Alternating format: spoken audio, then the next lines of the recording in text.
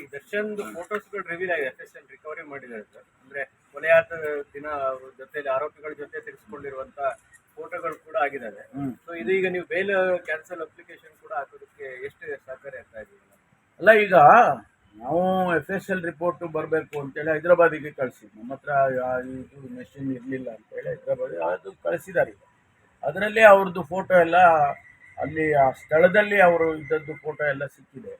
ಅದು ಯಾರೋ ಅವ್ರ ಜೊತೆಲಿ ಇದ್ದವ್ರು ವಿಡಿಯೋ ಮಾಡ್ಕೊಂಡಿದ್ದು ಅದೆಲ್ಲ ಈಗ ಪ್ರೊಡ್ಯೂಸ್ ಮಾಡಿ ಬೇಲು ಕ್ಯಾನ್ಸಲ್ ಮಾಡಿಸ್ಬೇಕು, ಮತ್ತು ಮುಂದೆ ಏನು ಕ್ರಮ ತಗೋಬೇಕು ಅದು ತಗೋಬೇಕು ಅಂತ ಮುಂದಿನ ಇದರಲ್ಲಿ ಇನ್ವೆಸ್ಟಿಗೇಷನ್ಸ್ ನಾವು ಮಾಡ್ತಾರೆ.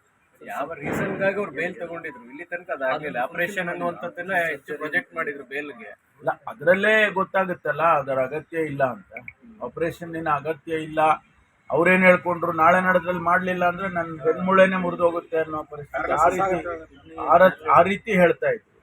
ಇಷ್ಟು ದಿವಸ ಆದರೂ ಇನ್ನೂ ಡಾಕ್ಟರ್ಗಳು ಅದಕ್ಕೆ ಕೈ ಹಾಕಿಲ್ಲ.